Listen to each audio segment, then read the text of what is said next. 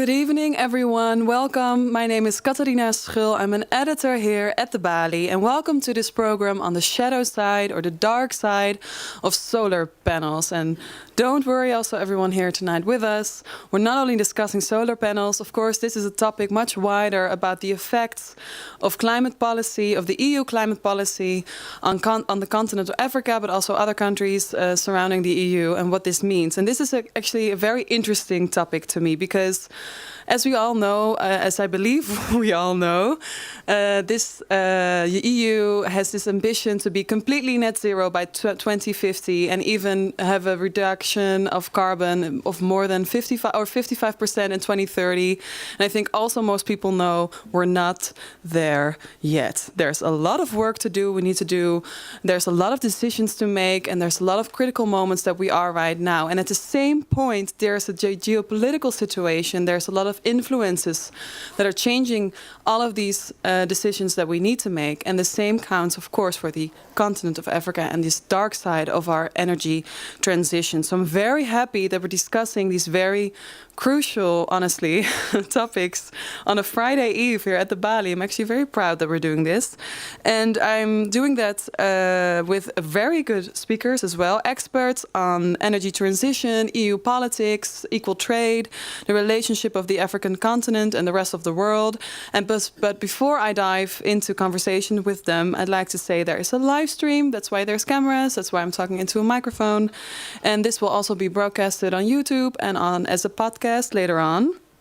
Questions from the audience are very welcome, but I ask you to save them for the end. I will remain time, I promise. And we've created this program with the International Foundation of GroenLinks, and I will introduce our speakers shortly. But first, I would like to give Andrea CANAW, director of the foundation, and Milka Yemane, head of the international office, the opportunity to say a few words. Give them a hand of applause.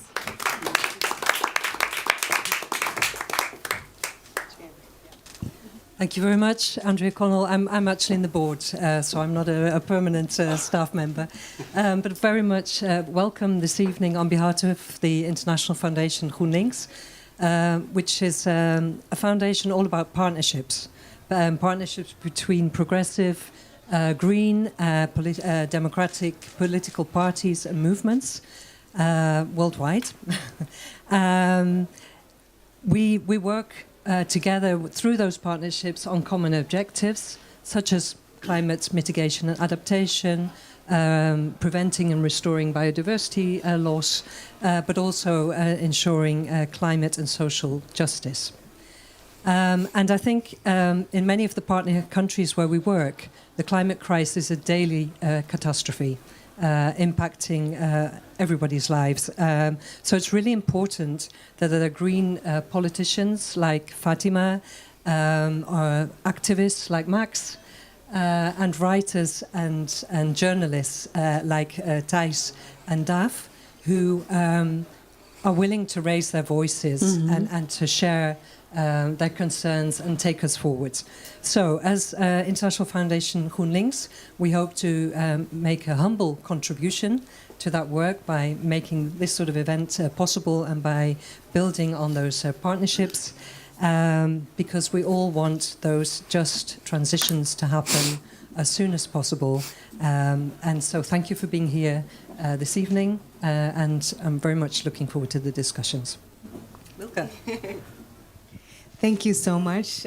So my name is Milka Yemane, and I'm the director of the International Foundation GroenLinks, Green Left.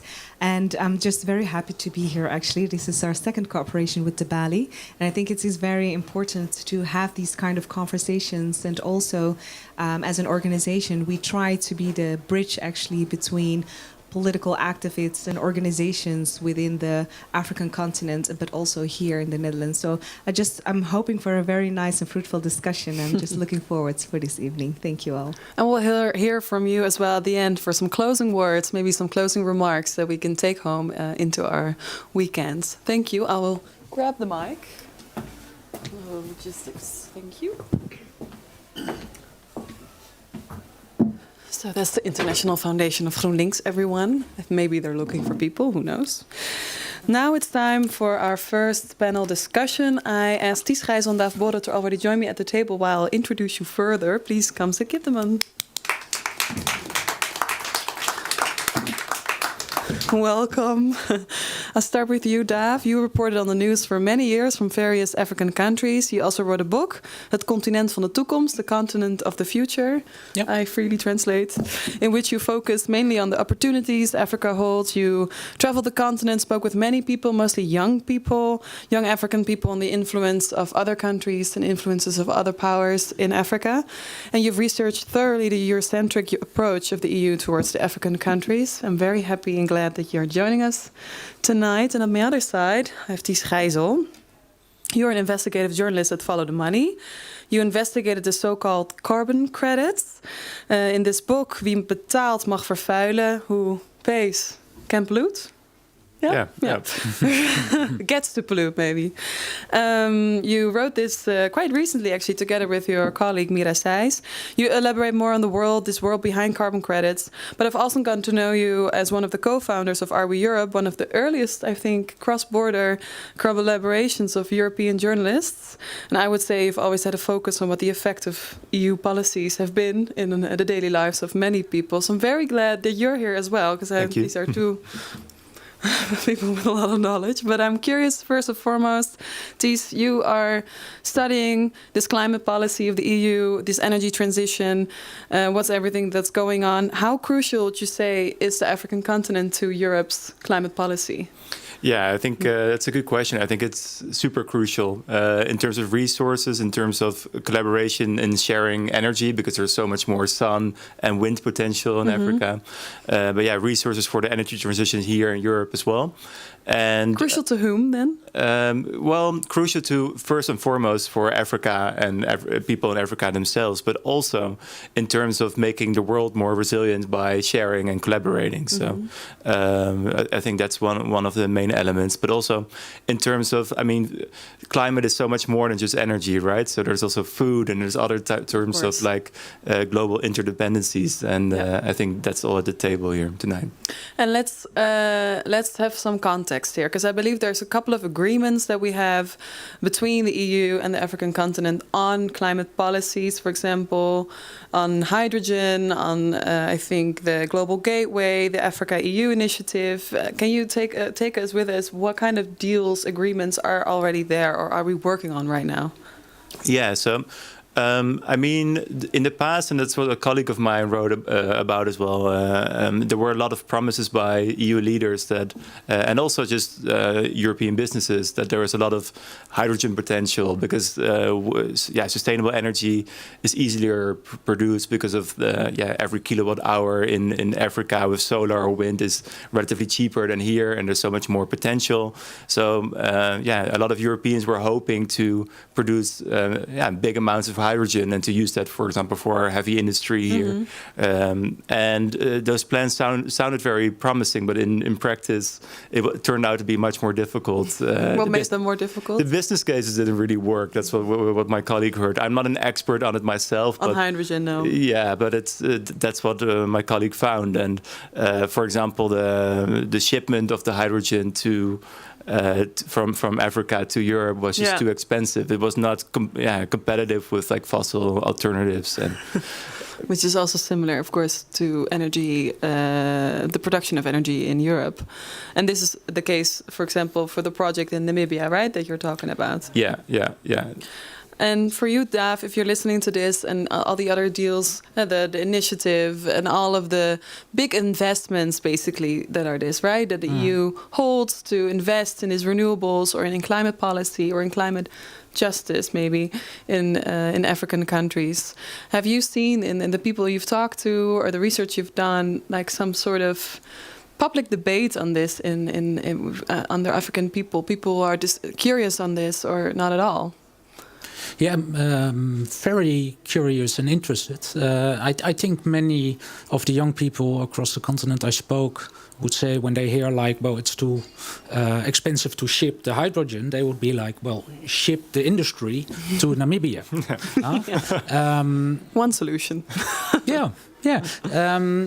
So yeah, young people are very much concerned about the climate and the consequences of climate change. The call for loss and damage payments, the payments for African countries to cover the expenses coming from climate change, is very united across the continent, actually. So that also provides, in a sense, a window of opportunity to talk with a united continent on this topic. And you mean with these loss and damage payments, what do you mean exactly by that? Well, those are the payments African countries unitedly ask for as they suffer from the climate consequences that are caused by the major polluters like ourselves in Europe. Yeah. Like us, basically. Yeah, I mean, the African continent, they make up for 4% of annual carbon emissions. Yeah.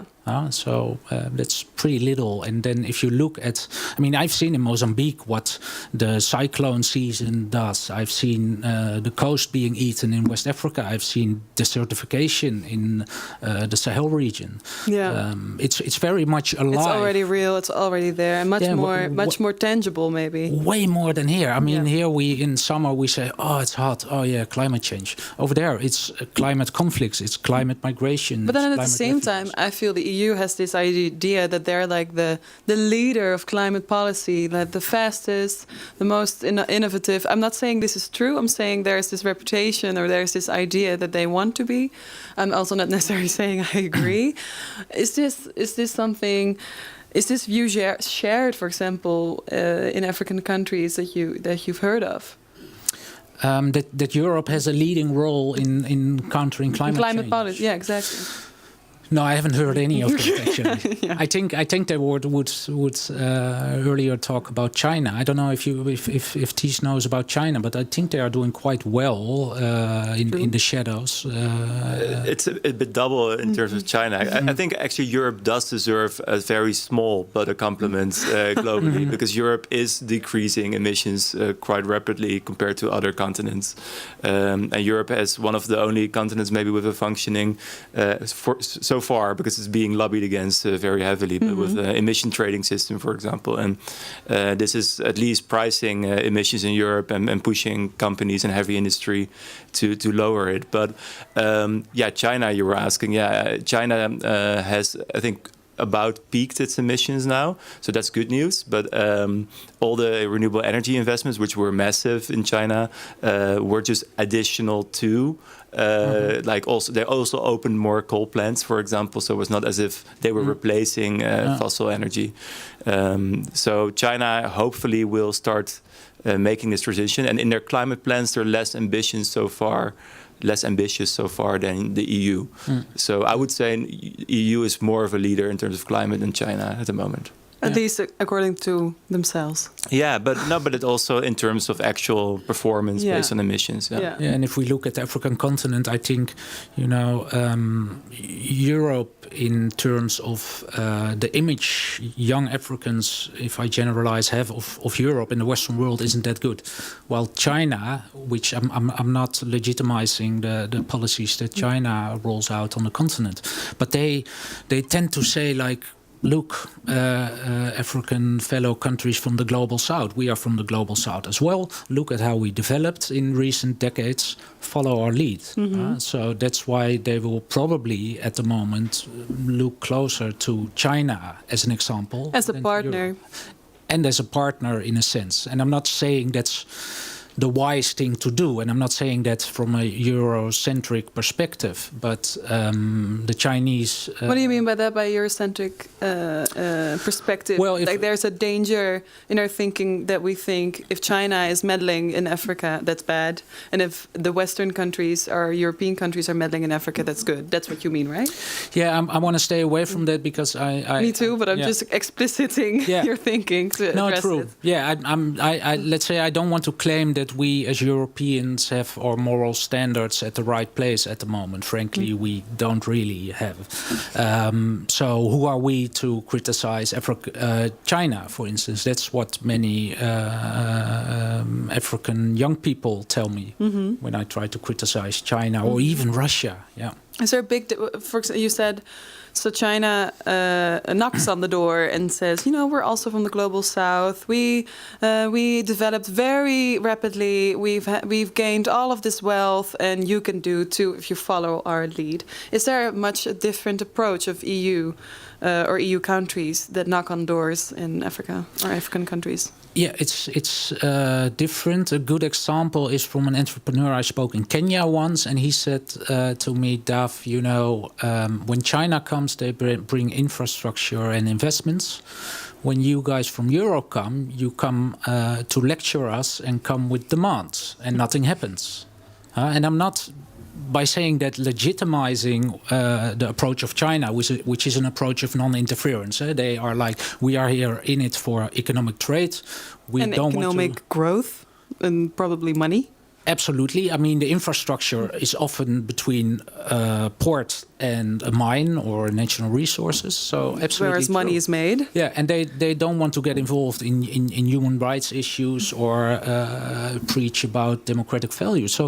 So their moral principles aren't in place. And I'm not saying that Europe should do the same, but I think we should keep in mind what this Kenyan entrepreneur said, that we should make things more easy. I think we'll put a pin in this on easy and on asking for demands, because before we move on to a next topic, I also want to address something you said earlier on carbon credits, because I think that's one of those partnerships, maybe we can say this, put it in this context, partnerships that the EU is trying for climate policy, right? It's this way of writing off basically your emissions by buying a forest. Can you elaborate a little bit more? Yeah. So I think I will very quickly go through the history of it, because it's important to get that context. Because in the 1990s, the Netherlands found that in order to do something about climate change, and there was more political will in the Netherlands as well, something needed to be done with the electricity companies. And the electricity companies felt this coming, and they looked for ways, how can we reduce the emissions of coal plants in the Netherlands? And they first look at land in the Netherlands, and land is here is expensive. If you want to use farmland, for example, you need to kick off Dutch farmers from their land. And kick off obviously doesn't happen, because they will protest, and you have a lot of problems immediately. So they managed to make some deals with some farmers from Friesland in the north of the Netherlands, and this was with the help of the royal house in the Netherlands as well. And it was powerful. An exception, but they realized very soon, if we want to do something about the emissions in the Netherlands, it's much cheaper, easier, and more effective to do this in, among other places, Africa. So the Dutch started traveling the world, making deals with people in Africa, and very often these deals are not just business, because in the end it's about business, right? You have something like land, and you can plant trees there.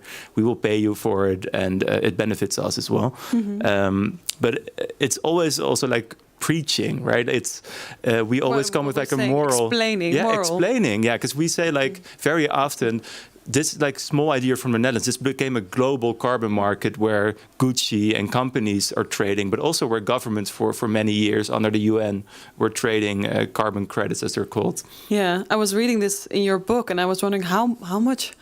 First of all, who gets to decide what a forest is worth?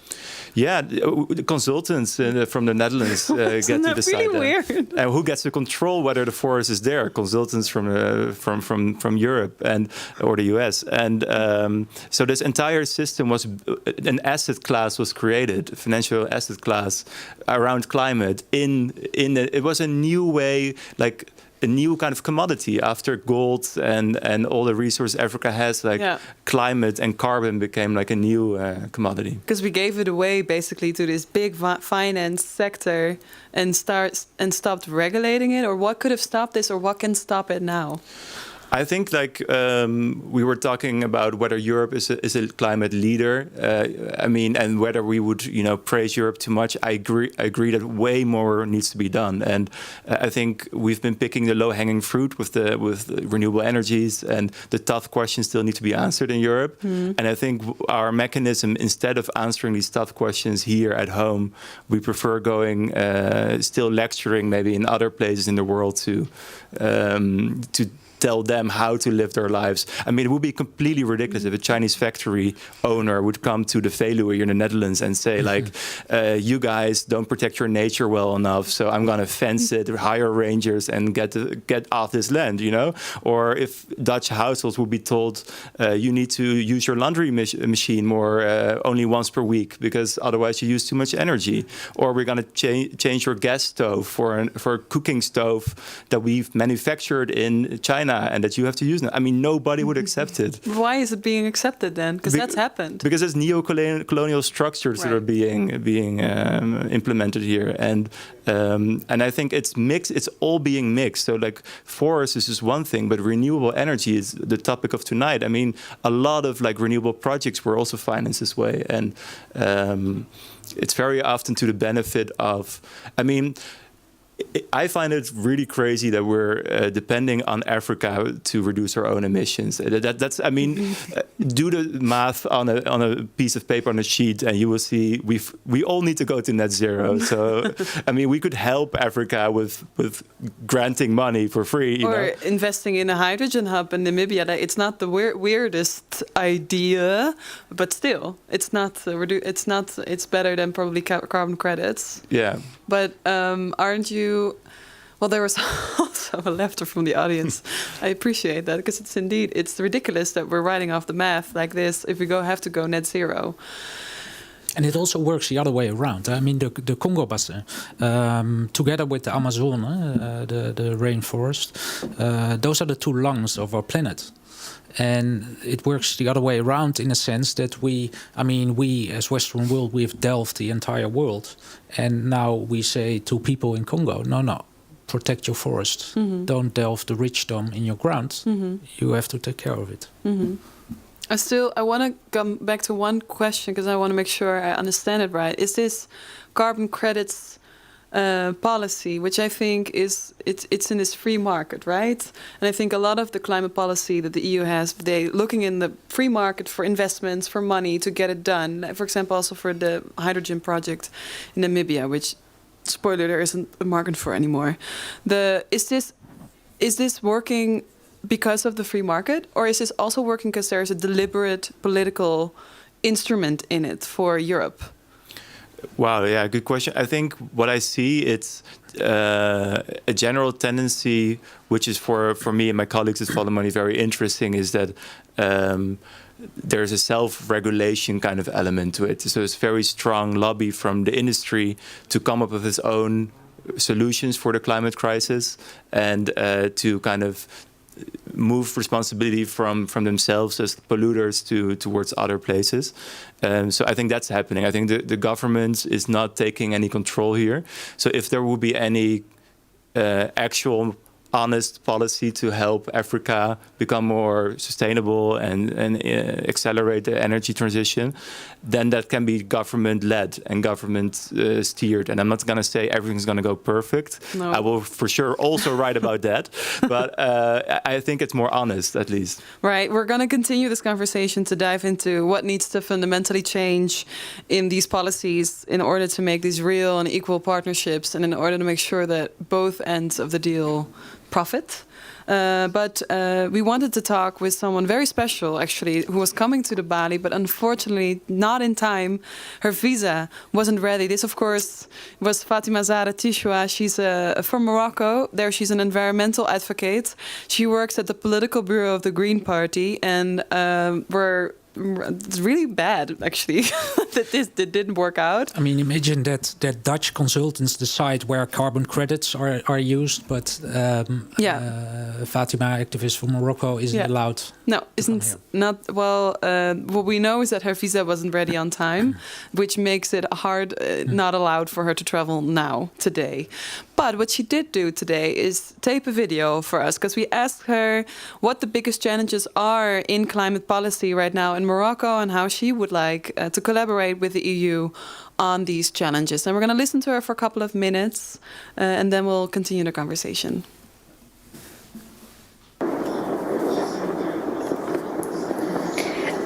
Hello, and thank you for inviting me today in this debate or discussion. I speak to you today not only as an activist, but as someone deeply involved in Morocco's climate transition. I'm Fatima Zahra, I'm 26. I'm a young green activist working in Climate Action Network International. I'm also a member of the political bureau of Moroccan Green Party, and also I serve on the National Committee for Biodiversity and Climate within Morocco's Ministry of Energy Transition in Morocco. So I engage in three levels with the communities, in a political debate, and also inside institutional policy discussion. This combination allows me to see both the ambition of our climate transition and its limits, and that's what I want to talk about it today. All we know that Morocco is often presented internationally as a renewable energy success story. Yes, and yes, we have made impressive progress in solar and wind energy, but behind that positive image there is so much harder reality. Morocco is one of the countries the most vulnerable to climate change in the Mediterranean region. We are expressing prolonged structural drought. Rainfall has become unpredictable. Also, water reservoirs in dams have fallen to critical levels. In the rural area, also farmers are struggling to maintain livelihood. So some young people are leaving agriculture entirely because it is not longer sustainable. That's the problem, and at the same time we experience extreme floods. So sadly, we are facing both drought and destructive rainfall, water scarcity and water violence. So climate change in Morocco is not a future scenario for us. It's a present crisis, in this context, Morocco's investment in renewable energy is both strategic and so necessary. We import most of our energy, and energy sovereignty is too critical. So projects like the Noor Solar Complex symbolize Morocco's ambition to lead in renewable energy in Africa, but the energy transition cannot be measured only in megawatts, but the real question or the real questions it's does it reduce inequality? Does it strain resilience? Does it benefit local communication? Because the transition that includes people, that it includes not include but excludes people cannot be sustainable. Talking about the EU-Morocco cooperation, as you know, in 2022, the European Union and Morocco reinforced cooperation in renewable energy and green hydrogen For me, and from a geopolitical perspective, it makes sense. Europe seeks energy diversification.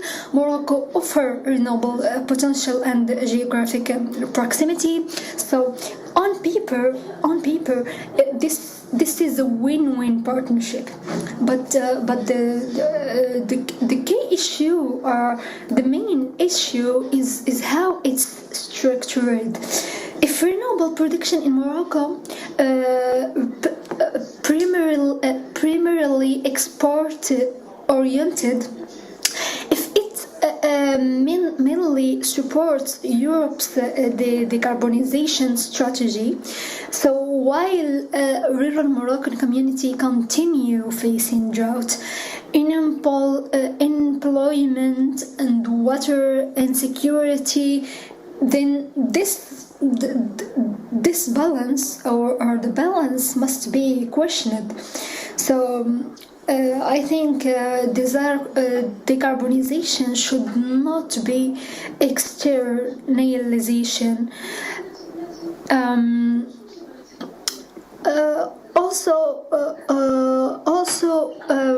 I think we need to speak honestly about governance or about power asymmetries. The EU negotiate from a position of economic strain. Morocco negotiate from a position shaped by financial dependency and structural constraints.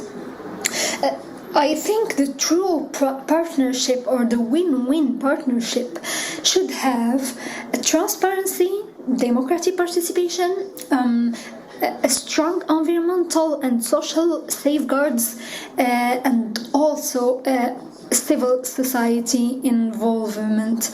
Otherwise, decisions risk being taken at elite levels without sufficient local inclusion. And that creates a long-term instability. So the climate cooperation must train democracy, not bypass it. I think from my role as a young, I'm in the political bureau of the Green Party in Morocco. We are also a young Moroccan Green, le jeune vert écolo, and from this perspective, and from the perspective as I'm in the National Committee for Biodiversity and Climate, I want to stress something very important, that climate and biodiversity are interconnected. In a country facing a structural drought, large-scale renewable or a hydrogen project must consider water use, land impact, ecosystem protection, local agricultural needs. So mitigation cannot undermine adaptation. If a green project increases water stress in a water scarce region, then we must rethink this or its design. So in my perspective or my view, a truly fair EU-Morocco partnership would include Biden environmental and social safeguards, real community consultation, investments in water management and climate adaptation, local job creation, and we hope that with the young Greens, and also we're talking about capacity building for Moroccan green industries, and all that. It's about transparency in governance. So the cooperation must empower Morocco's transition, not simply accelerate Europe. So maybe if I can give in conclusion, I believe that EU-Morocco cooperation has real potential. It could become a model of equitable North-South climate partnership, but only if justice is placed at the center. A green transition that will produce inequality even unintentionally cannot be called fully sustainable. So climate justice is not an obstacle to cooperation, but is the condition for its legitimacy. So, and we design this partnership carefully if can reduce carbon strain resilience and build long-term trust between our region. So I think that's it, and I hope that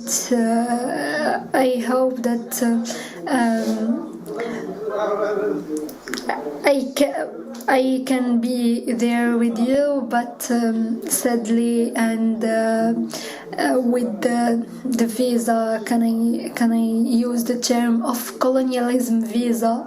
I'm not there, so thank you.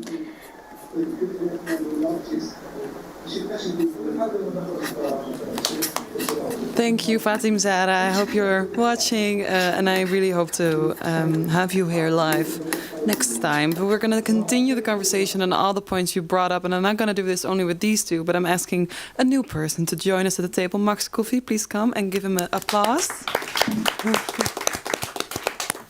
Thank you for coming. I'll introduce you further. Max Kofi is the founder of the Equal Trade Alliance. That's an organization that advocates for equal rights of African countries and their citizens. He lived in several African countries and cities, and also in Europe, and now he lives here in the Netherlands. And some would say he would like to challenge the label we're all familiar with, fair trade. But in his eyes, we need much more than fair. We need equality. I was almost going to say inequality. We need equality, and it's really great to have you here. Yes. We listened to a whole monologue of Fatima Zahra. She had a lot to say, and I saw you nodding a lot. Is there something that resonates most with you in her debate? Yeah, and she ended with colonialism visa. Colonial visa, yeah. Yes. Yeah, I agree with most of things she said, and I like us to bring this whole issue at an holistic level. Okay. When we talk about energy, it's a very small part of a trade framework. So you have agricultural raw materials, minerals raw materials, natural resources, and sun, wind, and hydropower are also natural resources. Mm-hmm. So defining this context within Africa, trade with the external world, not only Europe, the United States, China. There is something similar going on since centuries now. Africa is providing raw materials to Western countries. We started with agriculture.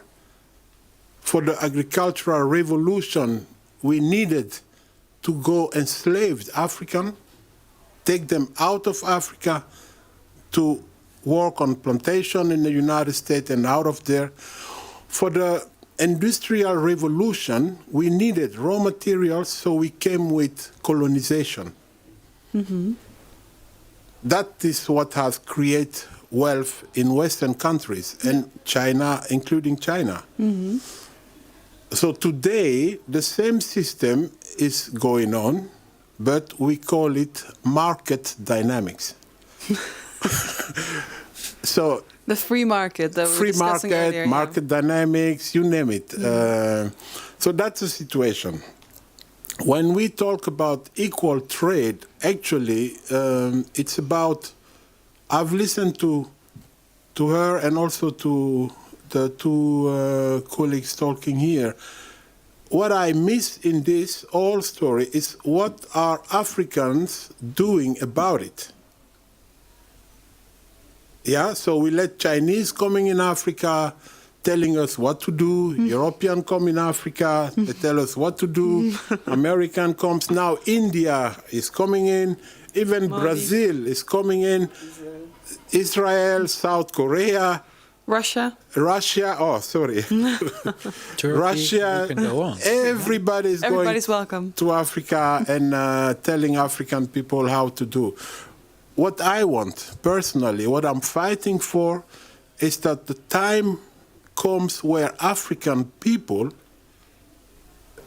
realize the power we have. The African continent has. Yes, yeah.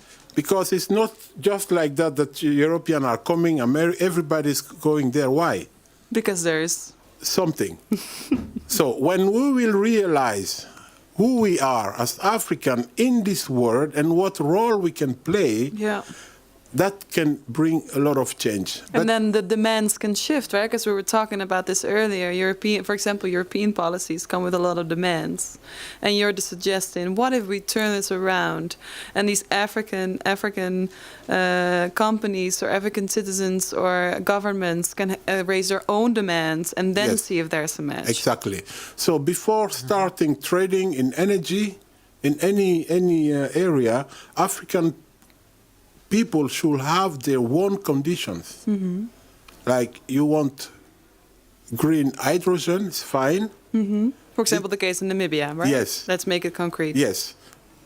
But the government of Namibia should have said, listen, before you get a visa to come here, you have to sign an agreement, equal trade agreement, wherein you recognize or you accept to transfer knowledge first, to share the revenue you will make with this hydrogen when you will take it to Europe, mm-hmm.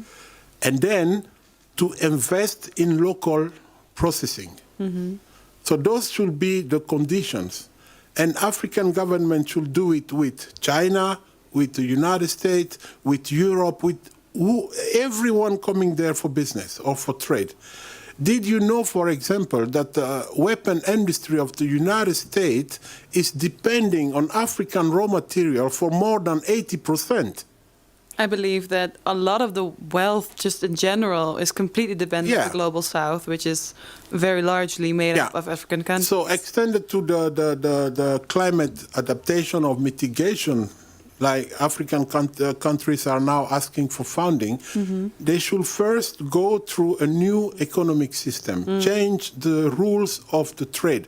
So it's not about, are we going to continue trading or doing business? I was going to say, is this a fight against like capitalism at large, or are you saying, no, we need more rules? We need new rules. New rules. And we need to think capitalism, communism. We need what I call the Ubuntu economy.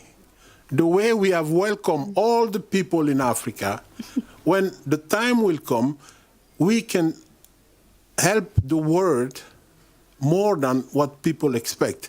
So it's about sharing the wealth. Mm-hmm. So that's the basic thing we need to communicate with the outside world. Mm-hmm. We collaborate based on one objective, share wealth, win-win, like we said. Win-win partnerships. Win-win partnership, but that cannot happen if you don't use your power.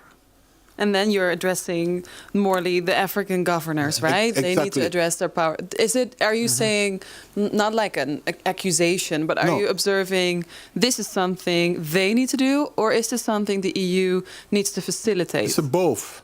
I want you to say one thing, can we? Yeah, but I told you at the beginning, it's an holistic approach, right. You know? So the African countries, this is what we are doing now. But who takes the first step then? Who take the first step is Equal Trade Alliance. Now we are... Keep an eye story. It's a keep an eye story. If Europe decide today, the European Union decide to change the rule of the trade system, they can win much more than what they are expecting compared to China. Because only think about knowledge exchange. I am working now on the energy project in Ethiopia. A Dutch company called Metalot and the TU Eindhoven has developed a new technology called iron powder storage technology. Have you heard of this? Just before at the dinner, the first time. Yeah. So through this energy, you can store hydrogen from any renewable energy source, water, wind, or sun, transport it safely. That is the problem with hydrogen next to the price, but the transport is very dangerous because it's hydrogen. Yeah, it's explosive. But if you put hydrogen inside iron powder, it cannot explode. So you can transport it safely. They have tried for 1 year. It's the same consultancy group who were working in Namibia, by the way, but the German branch. So the Dutch branch wanted to enter Ethiopia. Yeah. They shifted focus. Yes. No, they are diversifying. It's strategic. Okay. They need to be all over. But then to enter Ethiopia, they needed to have a letter of support from the Minister of Water and Energy. It took them 1 year. They didn't get the letter. When I came in as Africa in Motion and Equal Trade, it took us just 2 weeks to have it. You know why? Because we have included in the agreement knowledge transfer. Right. So there was already in the demands and actually in like what we say werkafspraken, like how we decide that we're going to do trade. Yes. Before we do the trade. Yes. The trade was said, like this is the agreement. Yes, this is the agreement. We come. Right. We generate. We take the hydrogen and we pay, and you forget about it. Yeah. So I told Ethiopian, don't accept this. Tell them. Again, before you get a visa to come here, you sign this agreement. We want the knowledge from the TU Eindhoven to be transferred in Ethiopia. Yeah. We want to have a plant, a processing plant in Ethiopia, built by Dutch technicians. Right. And the most important, when you will take this green hydrogen to Europe, we know you are not going to drink it or eat it, you are going to sell it. Yeah. So when you sell, we want our share in that money. When they accept these 3 conditions, they told them, okay, now you can come in. So, but this is, what I'm assessing from this is, first of all, this is quite unique. So this is in most trade between, let's say, EU, probably also China, Russia, Brazil, Turkey. This is not happening. No. And at the same time, I'm wondering, we're looking at this from the framework that we believe that a win-win partnership is possible, right? You believe in this. Otherwise, you would not start this equal trade alliance. No. Do you also believe in this? Do you accept this? Do you feel like there is this win-win partnership possible? I believe it because we have to believe in it. It's important. We shouldn't have a European Green Deal, but a European African Green Deal. Exactly. We are relatively... But then also a European Asian Green Deal in Europe, right? Why would stop then on the continent? Yeah. Yeah, well, I'm saying European African because we are quite close to each other and we are complementary. Exactly. Yeah. Complementary in a sense. Huh? I mean, the African continent, if I generalize, they have the space, they have the critical resources, they have the young population. We are getting old. We don't have the space. Yeah. We don't have the resources, but we can... We decide we don't have the space. Well, let's say in the Netherlands we don't have the space, really. We can, and we can.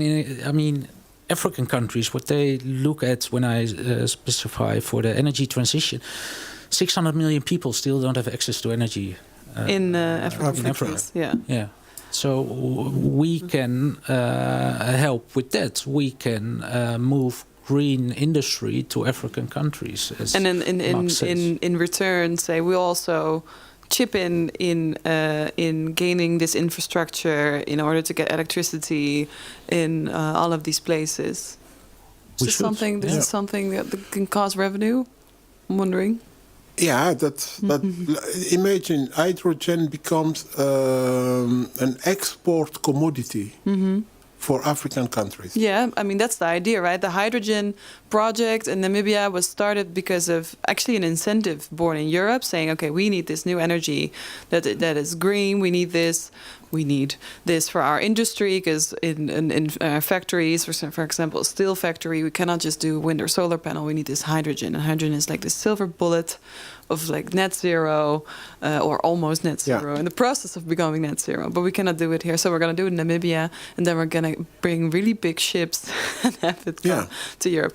Honestly, if I'm reading that on paper, and I read this also of your colleague, of Olivier van Beemen, I even don't believe on paper that that's a win-win partnership. It's not a win-win because African people didn't put their condition on table. That's all. But isn't it also strange that we're producing energy very far away from where we're using the energy? Yeah, that we can't do it differently now. That's the point. Europe has been using a linear industry model. It was not circular. Even today in the Netherlands, you all know it.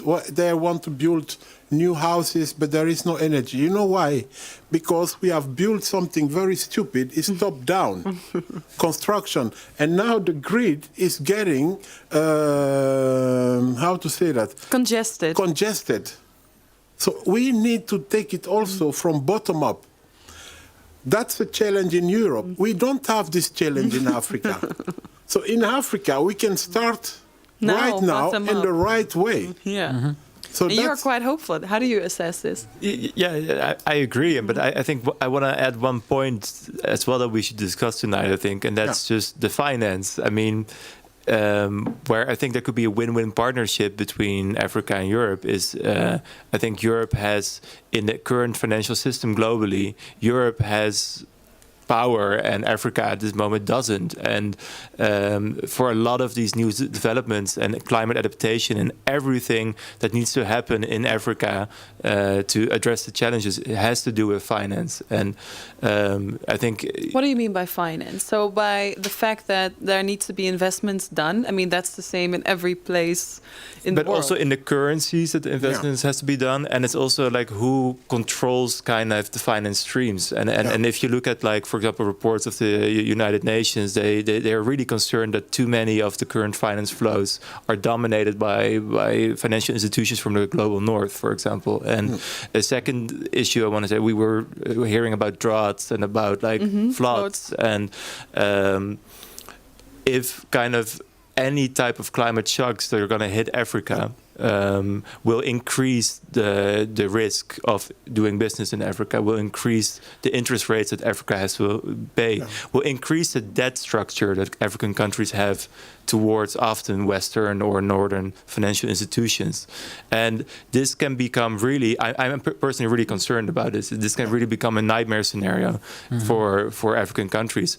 But an ally like Europe, which has a lot of power in terms of global financial structure, if it wants to. But I mean, my colleague has written a book about how we don't manage to control our financial system. So I'm also talking in ideal scenarios. But that's okay. I think we can. I think it's also Friday night, and we can move into like an ideal scenario.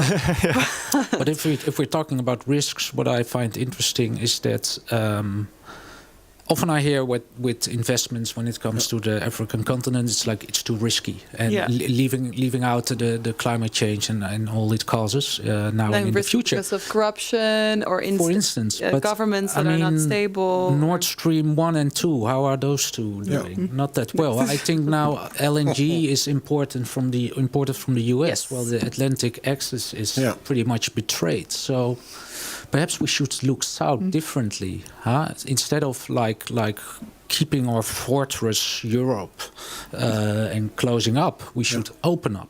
We are so close geographically. I mean, afterwards, everyone can call me naive or an idealist, but I mean, We have to do it, especially this. Sorry, I will stop in a minute, but let me stress one thing. Allowed I think there's in all the tragedy happening in the world, there is a certain window of opportunity. There is this call in Europe for a strong Brussels. Why? Because we have Putin testing European unity in the East. Yeah. We have strange orange dudes in the White House.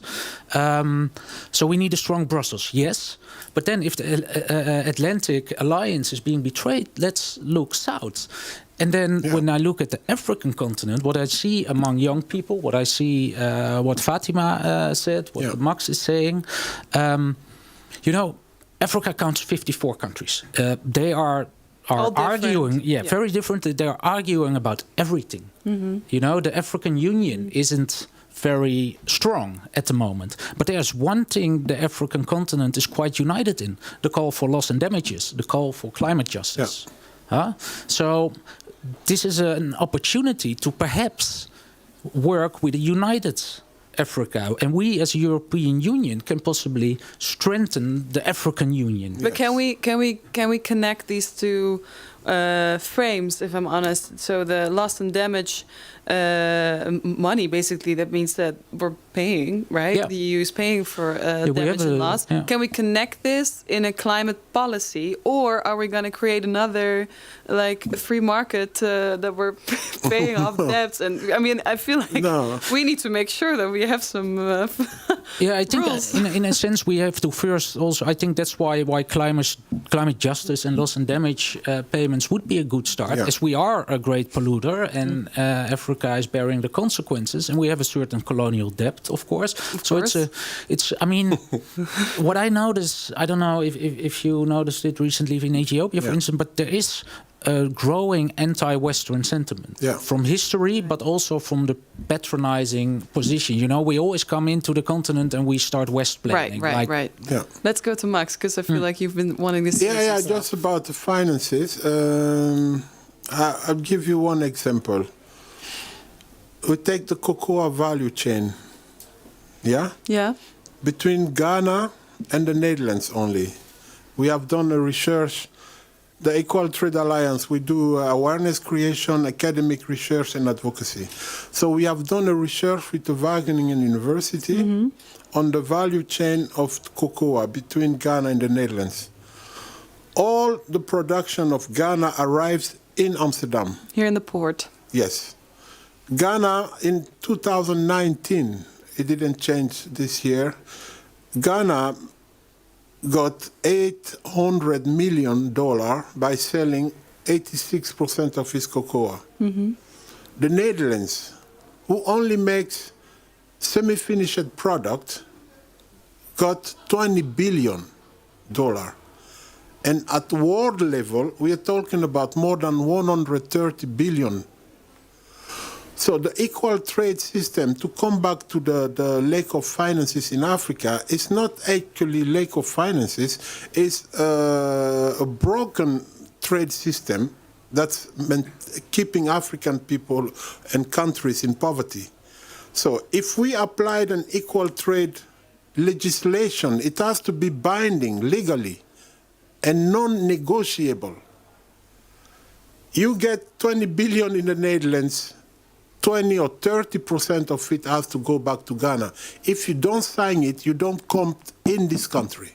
And then that is how we can, and if we do it with all raw materials from Africa, we can tell the World Bank, thank you very much, there is the airport, bye-bye. We can tell the United Nations in Africa, thank you very much. There is the airport. From now on, we are depending on nobody. Yeah, you have your own revenues. Have more money than all other countries in the world. Yeah.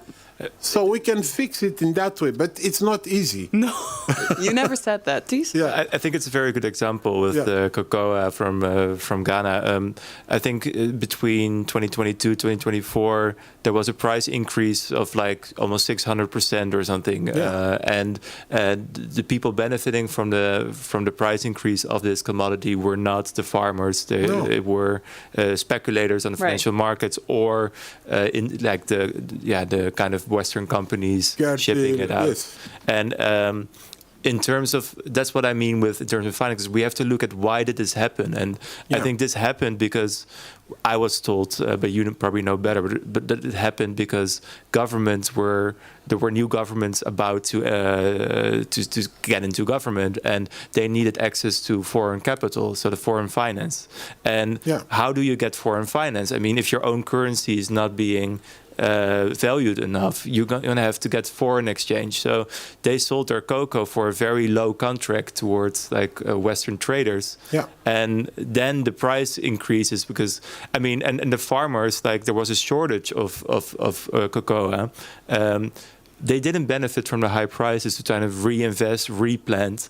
I was told that many of the cocoa farms are, between now and 10 years, most of them are going to disappear, and they're going to move towards South America, where we're going to cut new rainforest until the soil there also gets full with pesticides. Well, not pesticides, with how do you call it, mycelium, or like with diseases. Let's just say diseases. Rotten, rotten soil. I'm wondering, Max, because this is something that Daf put on the table very lightly, but I think we need to address this. Daf, you were saying there's this growing anti-Western sentiment. Yes. And so there's an urgency. If we want this win-win partnership, we need to move now. Right? How could that look in your eye? How can we approach this? That is all. How can the EU approach this? That is part of our advocacy in Europe. Europe can decide. It's a free choice. You know, if you want, you do it or not. But Europe can now choose for a best way of doing business with Africa.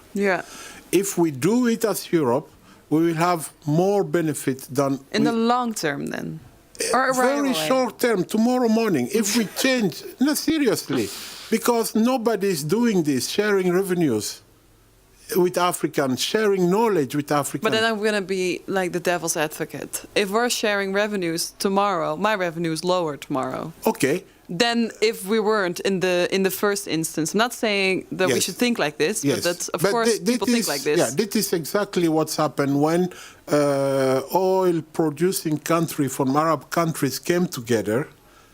At that time, in the year 1950, they were only getting 1% from oil revenues. Right, this is oil, One day they came together, they told Total, Shell, all these big multinational, from now on, we want 50%.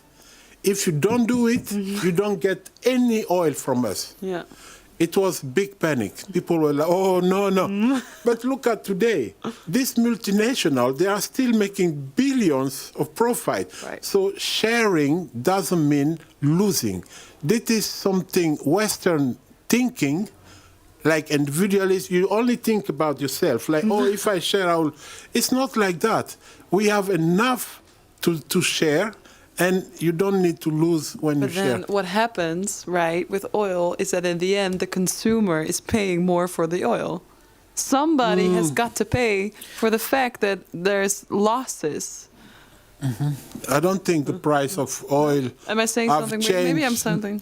No, but I'd like to look at it geopolitically as well. Go ahead. Because, like I said earlier, we are less and less of importance at the world stage as Europe. We need to look for new allies, the so-called non-aligned countries, perhaps, of which many in Africa, South America, Asia. The African continent counts 54 countries. They have an important voice at the world stage. Maybe not as much right now, but in the future they will have. I think in 2050, 1 in 4 people in the world will be African. So geopolitically, it would be good to counter that anti-Western sentiment, which actually is in place, which I sort of agree with my African peers, that they are pretty much against the West at the moment. If you look at our history and how we patronize them still, if I generalize. And I think in the current world where the word of power, the law of power is ruling, perhaps the best way of soft power might be holding up your moral principles, Exactly. taking out your hypocrisy, holding up international law. And that would be an interesting first step, perhaps to refine partnerships Yes. based on equality. Do you want to add something to that before I kind of look Yeah. into the audience if there's any questions for my speakers? Yes, Are your worries about the finances away after Max' response? No, I think that's where the partnership lies. Yes. I think so. It's in mutual interest to do it. Yeah. So Yeah. but it's not in the corporate current financial structure interest. So that's Exactly. If we are here in the Netherlands, that's something I think. I always believe I'm Dutch. Like I write for a Dutch mostly audience, so I think my message also should be to see what can we do here in the Netherlands to fight these kind of structures that are very harmful for many people in the global South. For example. Well, if you have, I know some people in the audience now want to know what can we do. Can you give one concrete action that we can do?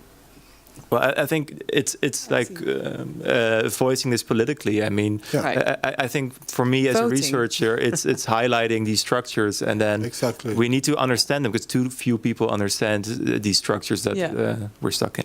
And join the Equal Trade Alliance. I'll give you some camera time afterwards. I saw a question here, right? So does he raise your hand or no? Maybe join the discussion already? Yeah? Okay. It's, my name is Frans van der Loo, and I'm very much from the energy transition perspective, so it's about energy. And I think Max Coffey raised a very basic question. So let's make a start by asking Africa itself, what do you want? So we had a webinar series last year in the context of GroenLinks PvdA.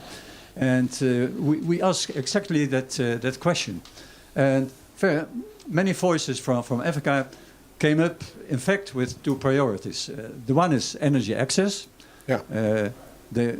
I've said already, 600 million people in sub-Sahara Africa are still lacking electricity and modern energy services. Secondly, green industrialization. It was already in discussion.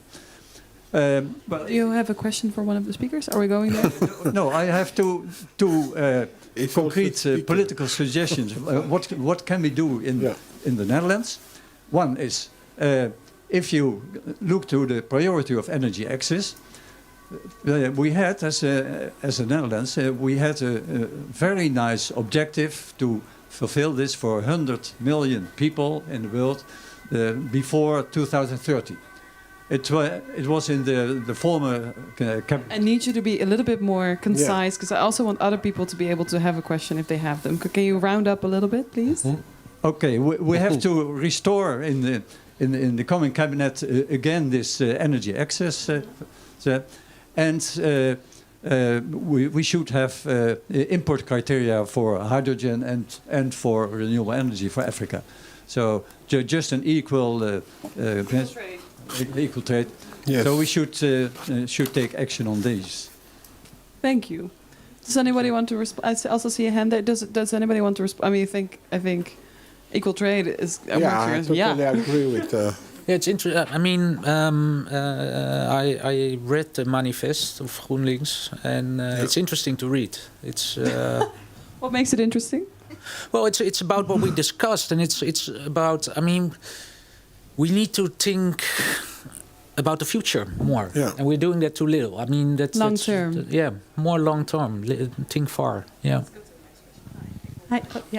Hi. My name is Anne-Fleur Robijn, and it's been very interesting listening to all of you. And one of the things that I think all three of you have mentioned in different contexts is the difficulty between one, having the energy transition as something that needs to be sped up and needs to be more equitable and more equal, and at the other time having the realistic geopolitical outset right now, which is kind of fighting against all of the instruments that will make that possible in any way.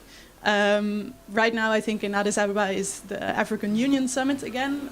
They recently came out with their 2063 agenda, which is very long term, and it has quite a bit of ambitions on energy transition and trade. But which actors, regional, AU, ECOWAS, what do we need from them to, for example, set that blockade that the oil-producing countries did in the 1950s, or to actually set the standards that we need to set, not only on a national example that you were explaining, Max Kofi, but also as an African continent. Yeah, and that's also what Daf was saying. We need to form a bloc, Europe and Africa, to start with. This is very important, and the best way to do it, the fastest way, is if Europe take the initiative, because we are in power position. We said in West Africa, where I'm from, in Guinea, Togo, the one who has power is the one who decides how things go. So Europe has now a position to take the lead and create really a union with African countries. We are 54 African countries. So if we can bring them all together with one agenda, Europe and Africa, and then we try to get part of the global south with us, believe me, the United States of America has nothing if we can do that. But the question was, how can we do this, right? How can we bring all of these countries together to form one bloc? Take initiative. Call a new conference, I don't know, call it Unity Conference, strategy. This is what we miss as Europeans, telling African partners like, okay, listen, we have changed our mind. We just want to be like, okay, we are always the boss, so we don't go like humble. We need to be humble. Tell African people, listen, we need you. That's a very strong message. And we need you, and let's do it together. Yeah, and the countries itself on the continent can maybe along their search, their quest for climate justice, among others, find each other. Exactly. And also young people. I mean, we heard Fatima. Yeah. We can't skip young people in the debate, and that's also a bottom-up approach. And also what I see is that young people across the continent are also quite united. We've Gen Z protests seen in Morocco, we've seen them in Kenya, in Madagascar, and so forth. So, yeah. But let's go to another question. Hello. Okay. It is more of an observation than a question. They are panelists. They are people. Africa do not need energy transition. We don't need it. We need access to energy. That's what we need. And God likes Africa. Africa is blessed. We have abundant energy resources. I give you two examples. The first natural white hydrogen well in the world is in Mali. In Bukari Bugu, discovered in 1987. It's giving electricity to the village and the environment around the neighborhoods of the village since 2012. It is natural hydrogen produced by rocks in the Taurani Basin. We have 3 such basins in West Africa. The Tinduf, the Voltec. We have it in East Africa. We have it in the Kalahari Kratson. We have it in Congo Basin. Forget about green hydrogen. It's sexy. In Madagascar. It's too expensive. Let me finish, please. Allow me. It is expensive. With all the environmental consequences, the land use, the danger of hydrogen. I'm a geologist, a geochemist. That's what I'm talking about. Okay? I'm from Africa. Forget about it. Spend 1/10 of the money you spend on green hydrogen that is sexy, on solar energy, and that white hydrogen. Just employ geoscientists from the University of Africa, not in Europe. Take 3-4 master students, 3-4 bachelor students, take them to the field. I'm gonna let them make you your last remarks. Okay, let them. More questions. No, I'm explaining. That's why it's an observation. Yeah, that's an observation. That's allowed. Okay, a very good one. That is one. Number two, very short. Number two, Africa has 3 big deserts: the Kalahari, the Sahara, the Namib. Just go there, together with Europe if you want, establish vast areas of solar farms. The sun shines in Africa more than any place on earth. And then within 5-10 years, all the school children in the villages, in the cities, the students in the labs will be using electricity without any blackout. Forget about green hydrogen. We don't need it. To help it Namibia and its green hydrogen, we just need white hydrogen, we have it. 98% of it is hydrogen. 1% methane, 1% nitrogen. For the rest, it's 100%, almost 100% hydrogen. I'm gonna thank you for your observation. I'm gonna give this to you, but I'm also curious what you think about this. Go. Yeah, I like one thing he said, that God has blessed Africa. I remember I had a meeting with Ghanaian churches here last time, and I told them, you know what, God is not happy with African, because he has given us everything, and what are you doing? You are still praying, asking him to help you. So we need to change this mindset. And you're right, there are a lot of opportunities in Africa to generate sustainable energy. And when you think about it, and that's where I stand for, I want African to be in control of that. We can be, as African, if we unify Africa, we get all our raw materials under control, we can provide clean energy to the world for free. We don't need to pay for it. No, this point is very clear, but what I heard, what I think is very interesting, is that this participant in the audience says, Africa doesn't need an energy transition. No. We just need access to energy. And I think that's interesting when we're thinking of EU partnerships, about carbon credits, about how we're approaching all of these climate policies. Is this at all like an awareness that you see in policy making right now, or in how we are addressing these partnerships in climate policy? No, I totally agree that this perspective is missing, and I think it's always what can we get out of it, and how can we. The same with the carbon credits. It's like our way of farming and our way of like. I mean, this is not related to Africa, but I also spoke to indigenous people from Suriname. Yeah, and they were approached. Wayana, right? The Wayana in our book, and they were approached by whether it's the UN, the World Bank, or later project developers, and they're all. It's always like. You need money and you need growth and you need this and that, and it's always the people externally saying what they need, right? Yeah. And what I hear in your comment is like, no, we need access to energy. Thank you very much. We don't need a huge port that exports hydrogen towards. I mean, that could be, but it's in your own hands, right? It should be in your own hands what you want. You're gonna be able to talk with them also after the event.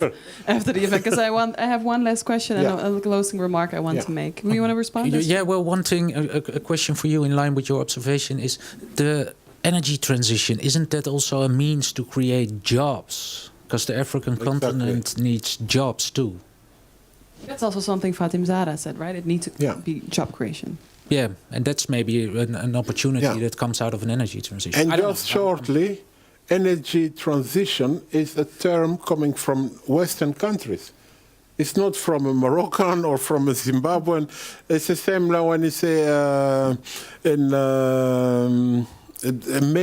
many different terms. Most coming from Western countries, and African just accept it because they need money. So if you come with money, say now it's time for energy transition, they all say, yes, now it's time for energy transition. We are not even there yet. Watch transition. We need to start a clean industrialization. We're going to go on to a final question, I believe. I'm happy. It's from a lady. That's good. Thank you for the discussion. Yes. Oh. Yeah, what would, well, in terms of but what would Africa need to stand in to get in their power to say, hey, we have the sun, you come here, but it's our sun and it's our land. What would, the African continent need to stand in their power, and looking for the role of the European. What can journalism do to also, not publicly name and shame, but also to, kind of, hoe zeg je dat? Benoemen, pinpoint, highlight the moral compass of doing fair business. So to also not name and shame, but pinpoint when companies are not fairly trading and not giving good prices, but not showing the public, but to shame it. Show it. Very good questions. I'll start with you, Max, and then the journalists can respond to the journalism short. part. The first question, there are two options. We mobilized people in Africa, make them aware about the opportunities to change the trade policies, and then they put pressure on the one government, and the government does it. If that's not happen, we will need a new kind of leadership in Africa. So that's one. Secondly, your question, what journalists can do about this, is not only pointing of highlighting what's going on, but from my perspective, it will be very good that the media really start to promote alternatives models. Because pointing journalists also propose the solutions. So listen to people with solutions and promote them. There are solutions, people think this is utopia, but really utopia is when you go outside, you look at the sky, how big the world is. So what we human beings are doing, nothing can be too big or impossible. So that's what I would like to see from the media, from journalism. Let's get this back immediately to these two journalists at the table. So this is something called... Sorry, you are here. It's okay, Max. Solution-based journalism, right, is something that there has been quite a trend. Do you see for yourselves that this is something you're able to do? Willing to do, maybe? Able, probably. Willing. I will, short reply, like, I see the potential, but I also have my doubts about solutions journalism. That's a whole different discussion. But what for me is a solution in this journalism, and I think it's a really good question. What I try to do for the book as well, I've never been to Africa. Still, I wrote about Africa, and that's because I collaborated with journalists from all over Africa. So we just, in an equal kind of, that's at least I also do my best. I'm not perfect probably, but like we got our budget that we would just pay normal salaries like we pay in the Netherlands if we would work with freelancers, and then journalists go there, report there. And if you talk about global supply chains, I think this is the future of journalism. I think it's being done way too little. And I think we have to do as journalists step up our game and collaborate a lot more, because it's political collaboration, but we only can describe these structures as journalists if we accept that we can better collaborate with people who are from there. And I call it not parachute journalism, where I would travel to countries and kind of explain it through my lens. Dav, anything to add? Well, you know, when I wrote my book, I got a lot of questions. Like, why would you, as a Dutch guy, write a book about African countries? What do you know? Can't they speak for themselves? Of course they can. And when I hear Fatima, who can't be here because colonial visa stuff, apparently. You know, what I would like is that we, as the Western world, should listen more to African experts, be open to learn from them. Because it's always the other way around. We always come in what I mentioned earlier, West-splaining. We should do it the other way around. And we should, as easy as it has been for me to travel across the African continent to report, it should be the same the other way around. And that should be, that would create more equality in a certain field as well. That would improve journalism both there, but also here. Because we can learn a lot from them, and that's what for me would be a constructive way of journalism in the future. All right, thank you to my speakers. Give them a very warm applause. Thank you. Before we close off completely, I want to say I want to give the final closing remarks to IFG themselves, to Milka Yamane. Can we go back? Or? No, please stay. Remains. Can this one go on? Ja, deze staat aan, toch? Yeah. I'm wondering, we decided you will say the last words, what you noticed, and maybe an energy or an idea that we can take home for tonight. Okay. Well, thank you all, of course, for this very interesting conversation, and also for the audience for the interesting questions, of course. I think that we heard a lot of interesting things, right? I think we all agree on we need to focus on these new trade rules, fighting these structures, looking for hopefully a new kind of equal kind of relations. I heard African, European, Green Deal, all of that. So I think that's very important. And we've also heard you have to look at it from a holistic approach, because we cannot only say, okay, we only change this and then it's suddenly everything is fixed. But how to get there, and this is, I think, at the end, it came so really nice together, and I think this is also where we as IFG find extremely important, is actually, Tish, you were saying something about in the NGO world, they're calling this localization, right? So not, first you had this traditional NGOs that they come from here, from the West, and they let people in Africa know what to do, how to do it, etc., etc. But now more and more we're working with local partners to see how they can do it. And this is actually what you're doing with journalism. So for me, this is amazing, and I think it really suits where we as IFG also find it really important. And then what you said was like, we need those voices actually at the table. And this is actually what the whole point is of organizing these kind of discussions. We try to have our partners here once or twice a year so that we can link them with journalists, with politicians, so they can tell their own stories. So we see us as as a bridge actually, and to encounter these voices. I think this is what you need if you want to make coherent new rules on equal trade, equal alliance, energy transition, and everything else. So we need to do it all together. And I hope, yes, with the Ubuntu, of course, I am, because we are. That would be most perfect. So this is what we do. So yeah, let's keep doing that. Let's keep, working with local journalists. And you as well, of course, you can say, why am I writing about Africa? But use also your privileges, right? We can all use our privileges to share certain voices. And I think that's what we also try to do as organizations. So again, thank you very much. Thank you as well. This was the dark side or the shadow side of the solar panels. And I hope to welcome you all another time in the Balie. And let's go to the bar. Thank you. Thank you.